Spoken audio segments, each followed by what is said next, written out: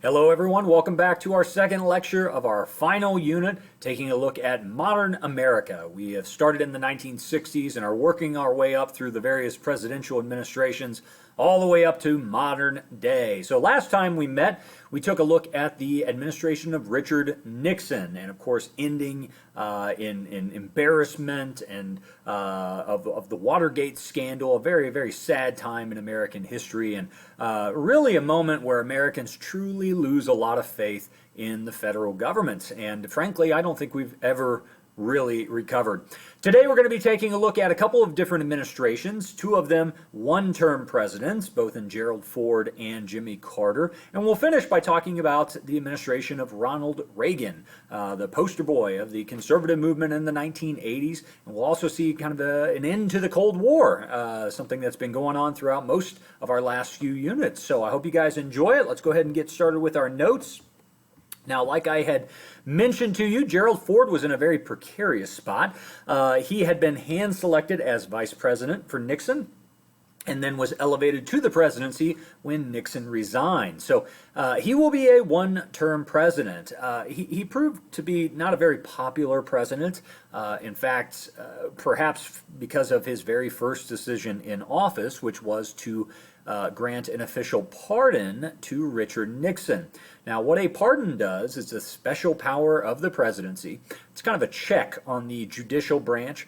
What the pardon does is it allows a president to basically, well, just simply that, pardon any individual who has committed a crime.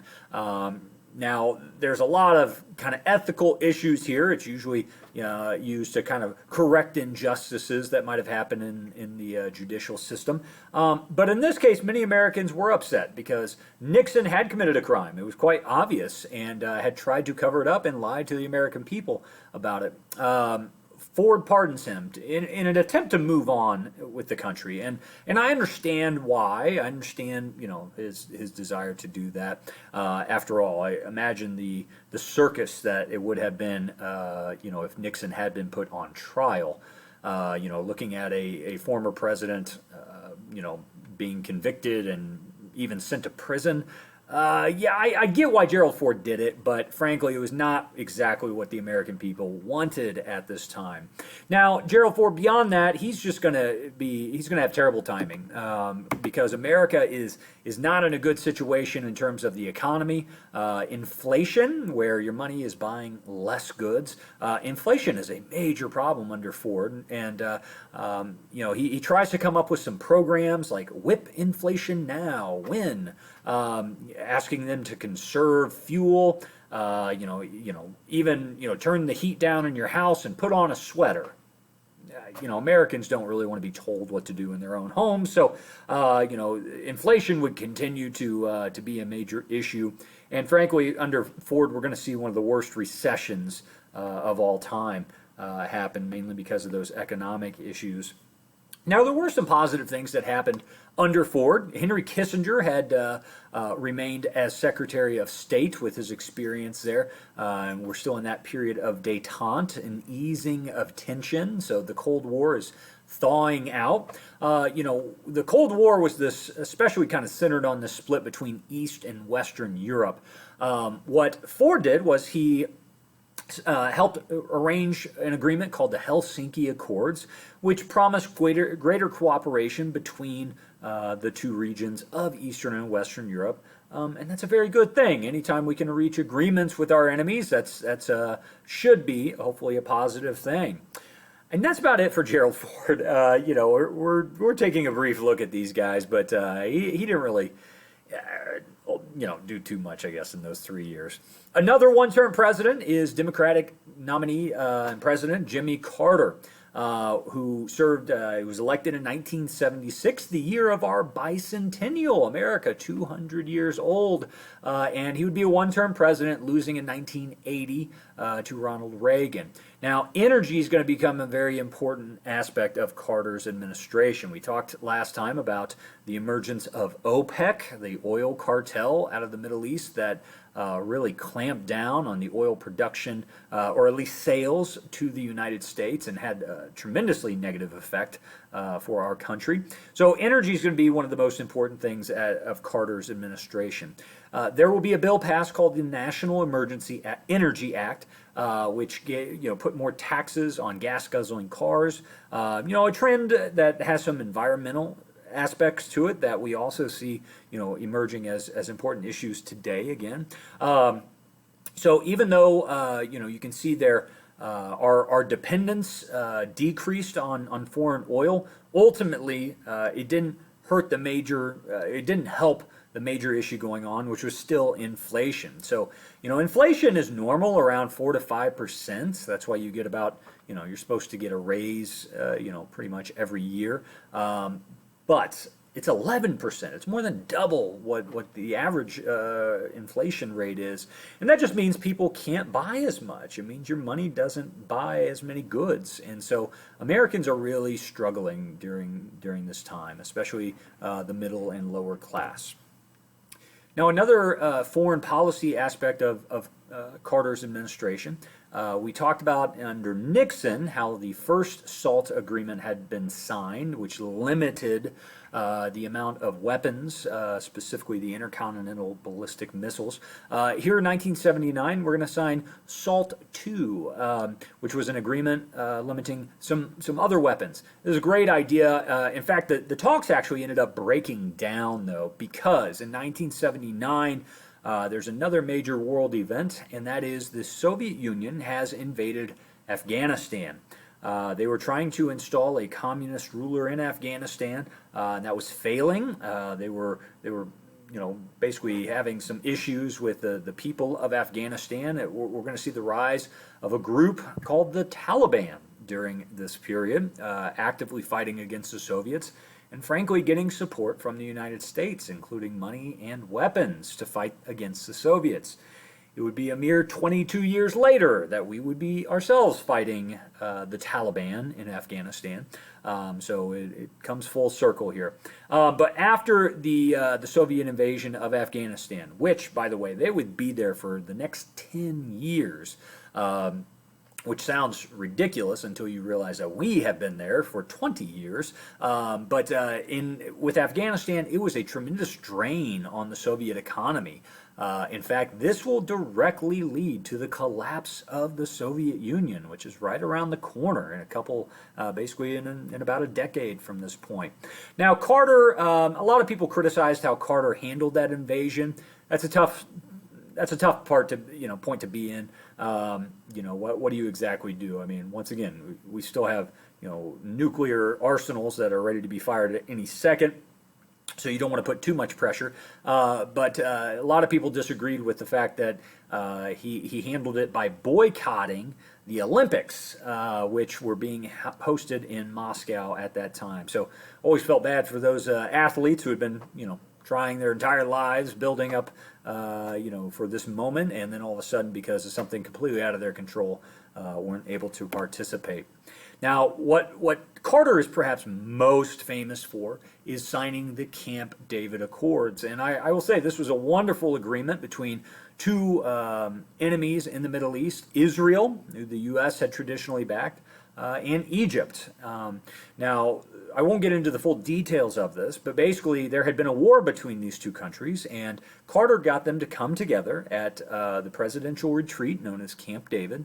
And the two men assigned agreements.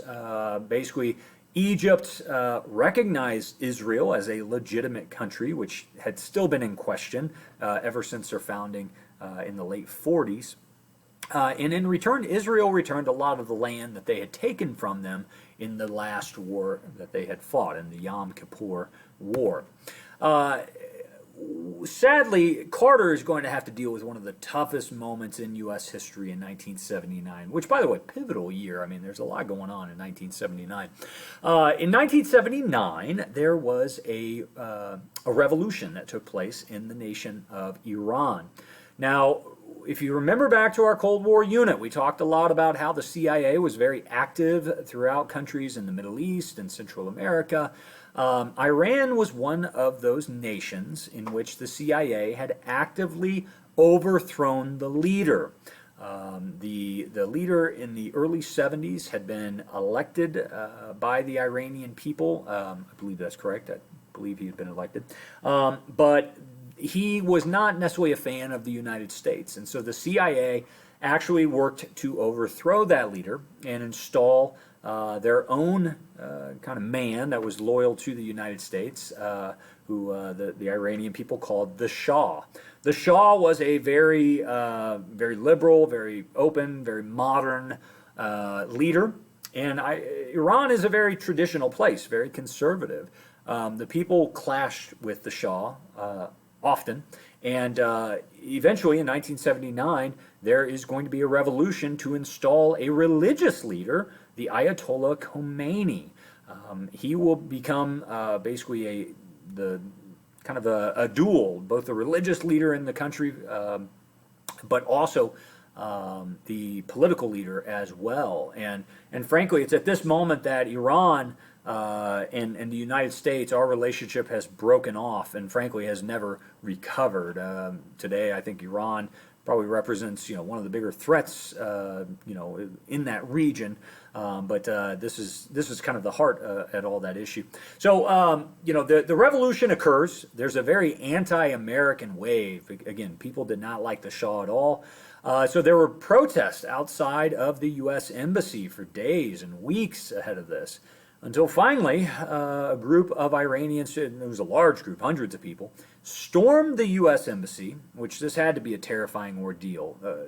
There are a lot of Americans working in the embassy, and those people who broke in took 52 hostages, the bulk of which were American citizens, and they would be held hostage for over a year. They would be held hostage, 444 days.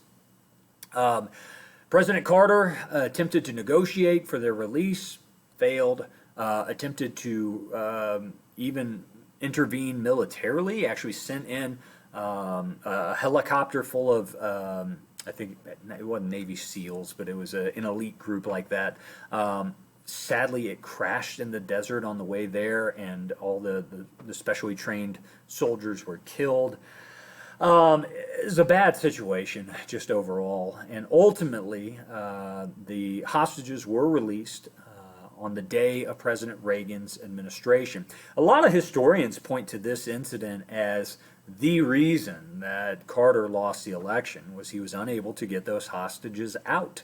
It made him look weak, and Americans didn't want that. On the other side of things, you had a president, a candidate in Ronald Reagan who was very strong, tough against the enemy, and ultimately, as kind of just a sign that the Iranians had gotten what they wanted, that is why they kind of released them later on after they basically got Carter fired from his job. So it's just a terrible situation overall, and but most of those hostages were thankfully able to come back safe.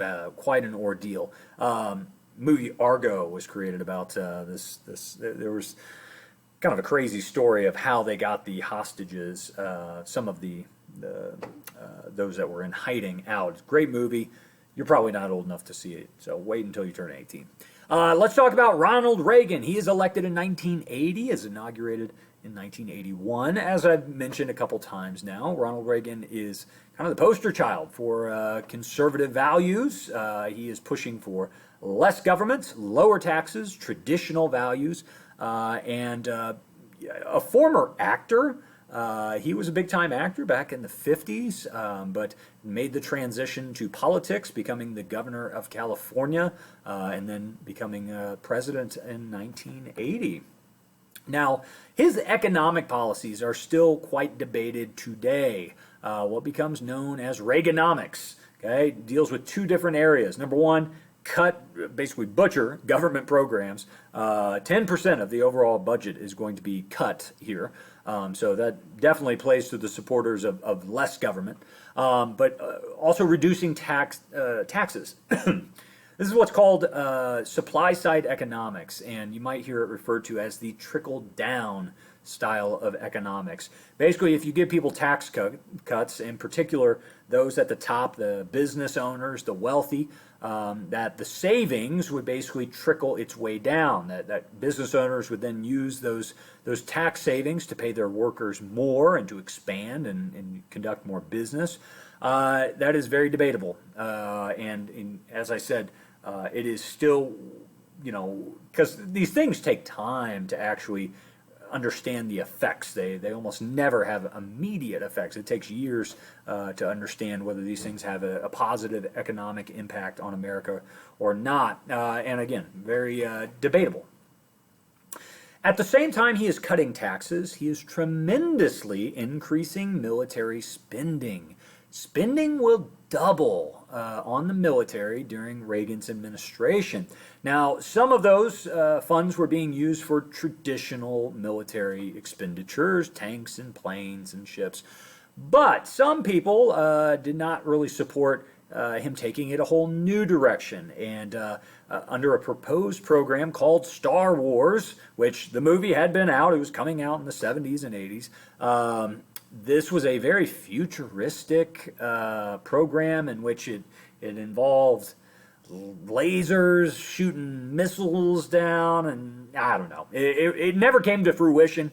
I think mainly because of the public backlash and kind of I don't know why they had to name it Star Wars. That seems like just a bad idea from the very beginning.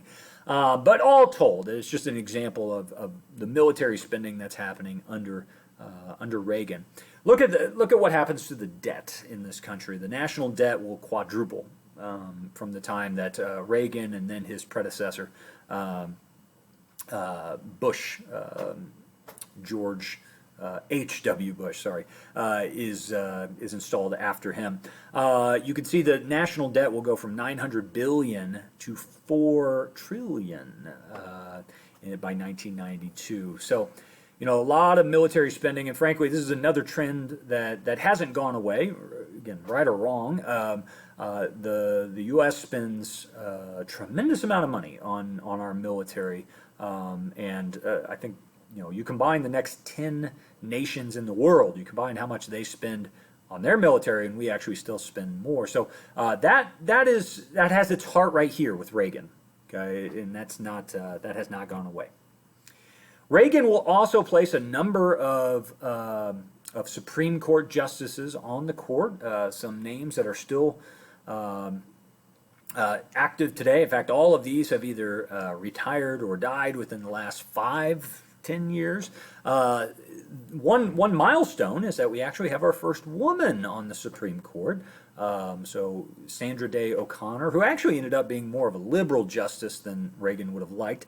Scalia, the exact opposite of that, the most conservative justice we've had for a very long time. He passed away was it 2015 in the last year of Obama's administration, and then the Senate refused to nominate anyone, so Trump was able to replace Scalia. Anthony Kennedy retired just under Trump as well, so Trump got to replace a number of nominees, of justices. And then he did elevate William Rehnquist to Chief Justice, and he would remain in that position until he passed away in the early 2000s. The re-election in 1984, Reagan, I talked about Nixon's landslide victory the last time. This is even bigger in terms of numbers. Let me see, I think I have it. Nope, I don't have the map. Nixon wins every single state except for Minnesota and Washington, D.C. It is truly a landslide victory. So, part of this actually is caused by something I actually don't have in the slides, and that is in 1984, there will be an assassination attempt on Ronald Reagan. In fact, he is actually shot. He is shot in the chest by a would-be assassin. They rushed him to the hospital, were able to get him an emergency surgery, and even though he was the oldest president to ever be elected up until recently, he would recover. He made a full recovery, and frankly, the nation was supporting him, regardless of politics. Some things are beyond politics. When the president is shot, Americans tend to unify, and frankly, everybody was excited to see Reagan, fully recover, and it did lead to a popularity boost. So, tough way to win an election, but it definitely made some major positive changes for Reagan. Now, we are going to see the end of the Cold War coming upon us. Now, Actually does not happen until, well, officially 1991, but it is really Reagan that's kind of responsible for kind of ushering in that the end of the Cold War, and it's mainly his relationship with this man, okay, Mikhail Gorbachev. Gorbachev would become the last leader of the Soviet Union. Now here's the deal, when Gorbachev takes over, he realizes the Soviet Union is in real trouble. Okay, not only is there economics destroyed because of Afghanistan, but there's just a lot of internal problems going on within the Communist Party, within the Soviet Union. And so he tries to revive the Soviet Union as best he can. He introduces two new policies. The first is called Glasnost, okay, which means openness. You know, there is no freedom of speech in Russia. And, you know, one of the things he proposed here was, listen, the government doesn't know how to solve the problems if we don't know about them. All right. So he urged people to bring up, some of the problems that were happening in the Soviet Union, so that way, hopefully, they could take care of them. The problem is, if you tell a people who have been denied freedom of speech for, at this point, 60 years, if you give them an opportunity to open up, you kind of open in the floodgates. And frankly, all this led to was a lot of criticism, of the government. And people started talking about how poor the government was doing, and directly led to the downfall. The second one was perestroika. Another very interesting reform here, and that is, for the Soviet Union, the communist nation in the world, what Gorbachev is introducing is actually capitalism. He's putting in some ownership. You could start your own business in Russia. And again, those things were good for the economy. Those were positive things. But overall, they're like I said, you open the floodgates, there's no putting the water back.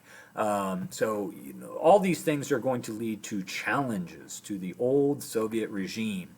Now, Reagan, as I said, Reagan was partially responsible for this as well. He was challenging Gorbachev, both in terms of their policies at home, but also militarily. We're going to talk about the arms race that Reagan will launch. We just saw him, quadrupling the national debt by building up the military. You better believe that the Soviets are watching that, and you better believe that the Soviets are going to try to keep up. So at the same time their economy is going down, all of a sudden the military expenditures are going up. They can't afford it.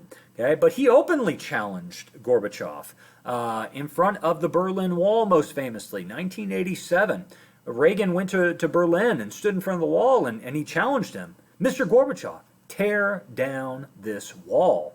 There was no greater symbol of communist and Soviet oppression than the Berlin Wall. And he openly challenged him, tear it down. If you want to talk a big game, tear it down.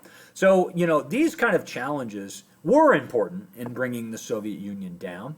Reagan thankfully always kept it at a level where we didn't fully engage in war. I think if his personality had been different, if Gorbachev's personality had been different, we very well may have seen a conflict arise here, but thankfully, these challenges just simply resulted in Russia collapsing. The late 80s into the early 90s is a very tumultuous time in the Soviet Union. By 1991, there are going to be 14 new nations that break off from the Soviet Union and become independent. The Soviet Empire is no more. Okay, this is the end. This is a tremendous moment because, the Soviet Empire has existed, really from the early 1900s. After the Soviet Revolution in 1917, we saw after World War II, they took over all of Eastern Europe. For 50 years, they have held on to these territories, and now all of a sudden they're losing their grip, okay? And thankfully, they didn't do much to stop them. In the past, in the 1960s, the Soviets would have rolled tanks through the streets of these countries. Thankfully, it did not result in war here. In 1989, you have, as I said, one of the most symbolic, monuments of the Cold War in the Berlin Wall. The Berlin Wall collapses. The country of East Germany starts to allow travel into Berlin, and when that opens up, this really is kind of symbolic of kind of the end of the Soviet oppression, at least there in Berlin, but also throughout the rest of their empire. People began to destroy the wall. In fact, I even have a little souvenir that I purchased of part of the Berlin Wall. But all of this pressure that has been placed on the Soviet Union, and now they're not really able to follow up. They're not able to.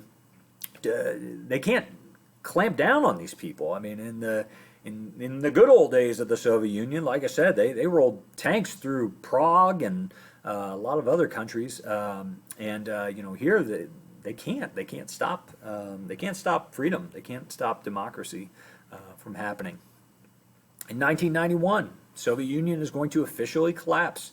Gorbachev resigns. In fact, there's a very weird moment. There's a coup that takes place in the Soviet Union where the military and some insider political leaders try to take over. They actually arrest Gorbachev. He's held under house arrest for a while. It's a very weird time.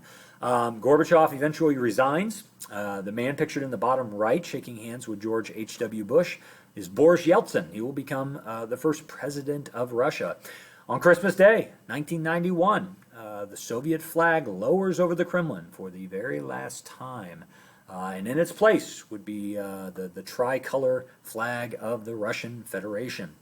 Now, as I said, by this point, George H.W. Bush has taken over. We'll talk about his administration next time. But, he's the one to officially sign the documents ending the Cold War, which are called START II treaties, which also have the positive effect of reducing our nuclear arsenal by 75%. That's great. That's good. Okay, less weapons mean less potential for their use. So the world is becoming a safer place. Okay, and the 90s would be kind of symbolic of that.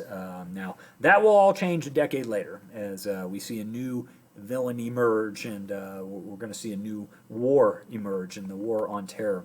Next time we meet, we will talk about the presidency of George H.W. Bush, and we will move on all the way to current day. Guys, thank you so much again for paying attention, and email me if you have any questions.